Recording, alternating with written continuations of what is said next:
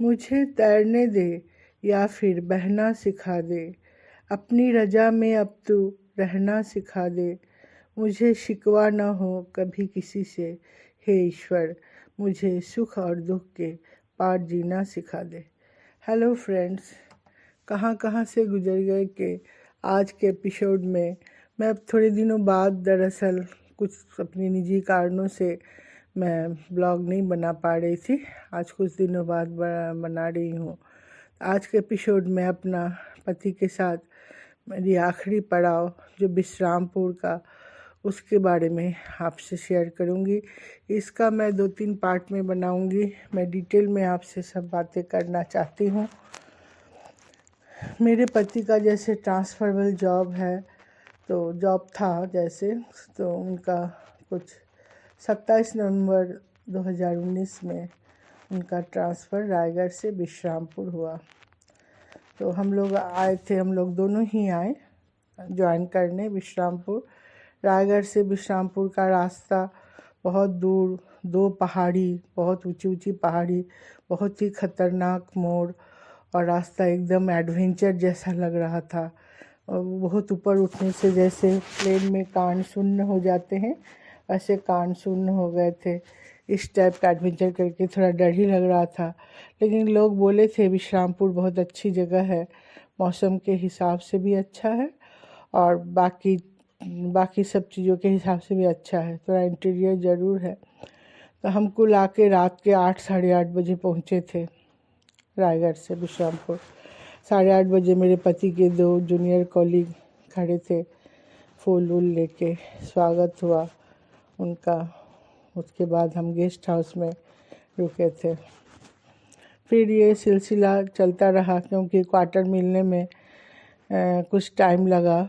मेरे पति यहाँ एएफएम बन के आए थे, तो उनको क्वार्टर मिलने में थोड़ी टाइम लगा, 2-3 महीना लग गया। तो मेरा बेटा रायगढ़ में रहता था, तो इसीलिए मैं कभी यहाँ, कभी विश्रामपुर और कभी रायगढ़ ऐसे आना जाना करती रही। अंत में मैं करीब 1 मार्च को, करीब क्या एग्जैक्ट 1 मार्च 2020 में हम विश्रामपुर शिफ्ट किए।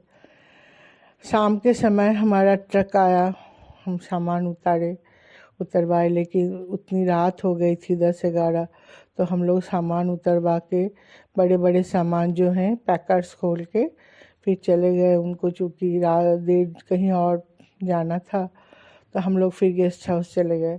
हम लोग 2-3 दिन गेस्ट हाउस में रुक के सामान खोल के लगवाते रहे। वहाँ हमारे साथ हमारा एक ड्राइवर रायगढ़ से आया था, संजय नाम था उसका। वो आया था, बड़ा अच्छा लड़का था।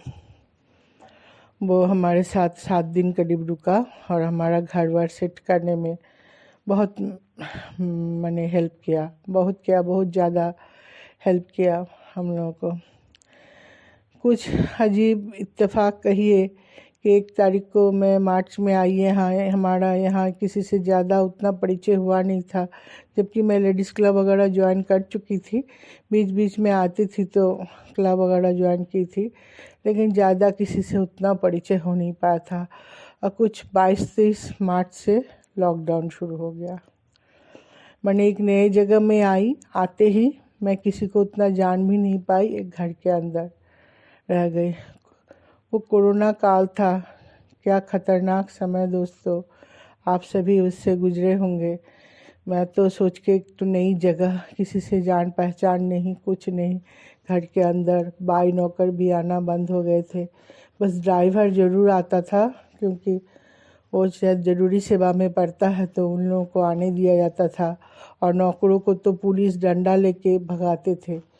तो नौकर लोग आना भी, जो घर के हाउसमेट जो होती हैं, हाउस हेल्पर, वो लोग चाह के भी आ नहीं पाई। 2-3 महीना करीब तो नहीं आई वो लोग, बाद में फिर वो लोग धीरे धीरे आने लगी थी।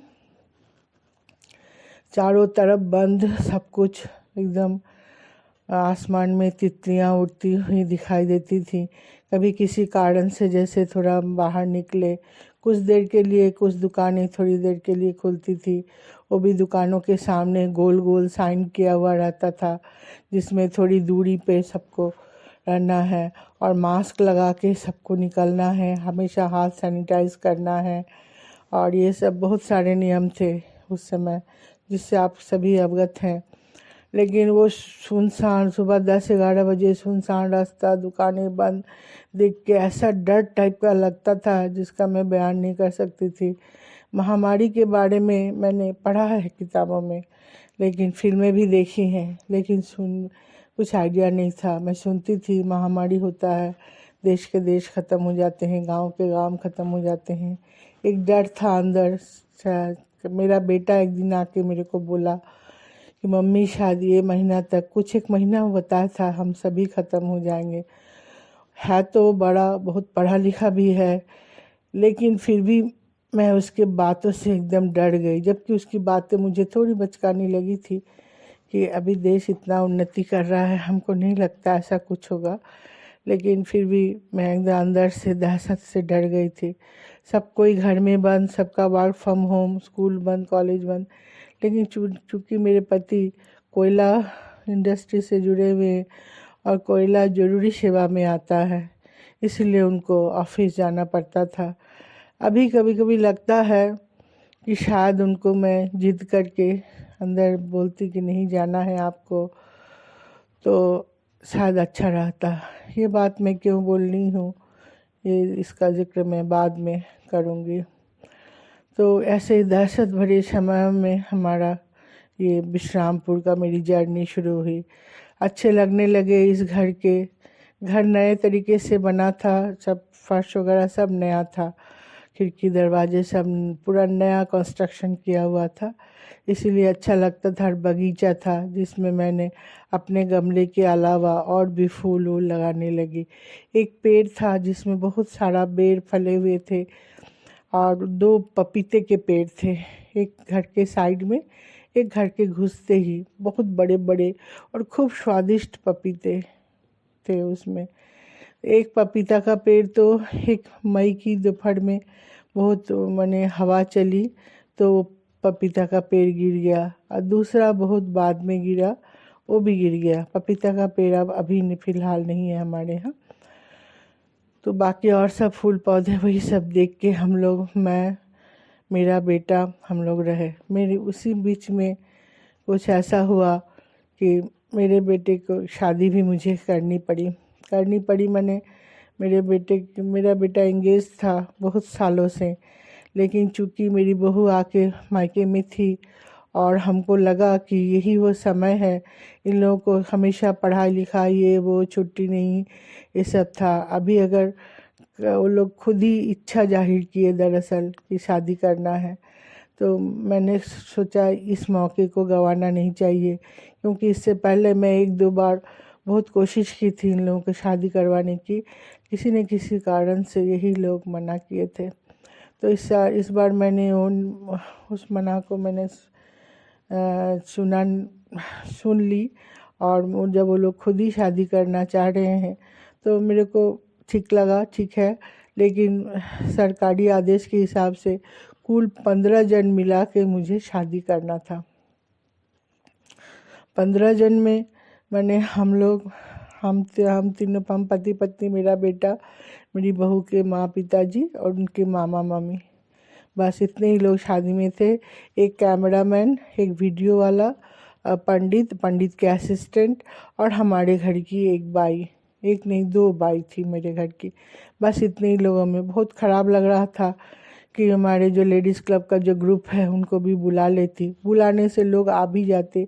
एक तो उससे ज़्यादा कि हमको इजाज़त थी नहीं, और उस समय सरकारी आदेश इतना स्ट्रिक्ट था कि जेल भी हो जाता था। चारों तरफ किसी को अगर कोरोना बुखार हुआ है, सर्दी जुकाम बुखार हुआ है, कोरोना पॉजिटिव है, उसको ज़बरदस्ती ले जाके सेंटरों में रख देते थे, फिर उनके साथ अच्छा व्यवहार नहीं होता था। बहुत दहशत था। तो उसी बीच में मेरे बेटे की शादी, लेकिन शादी बड़े सादे ढंग से, यहीं एक गायत्री मंदिर है, एक पंडित जी थे, यूपी के हैं वो। हमारा अपना मैथिल पंडित तो मिला नहीं, उन्हीं से अच्छा से शादी खैर हो गया। ऑनलाइन जूम पे मेरे मायके वाले, मेरे कुछ फ्रेंड्स ने ज्वाइन किए थे, जो जूम पे शादी देखे। ये भी एक नया चीज़ मैंने देखा कि जूम पे भी शादी लोग देख सकते हैं। मुझे इसका कोई आइडिया नहीं था पहले, आज से पहले, कि ऐसा भी होता है। जैसे करके शादी हो गई, बहू आ गई मेरे घर में, हम 3 से 4 हो गए। बहू के आने के बाद का सब कुछ थोड़ा बदल गया घर में। बड़ा अच्छा लगता था, क्योंकि मेरी बेटी नहीं है तो पैर में पायल, हाथ में चूड़ी पहने, चुन चुन करती हुई घर में घूमती थी बहू। बहुत अच्छा लगता था। समय बड़े अच्छे से कट रहा था दोस्तों। घर का माहौल, बाहर इतना दुख, टीवी खोलने में मुझे डर लगता था। लाशों की जैसे बारात निकली हो, चारों तरफ लाश ही लाश।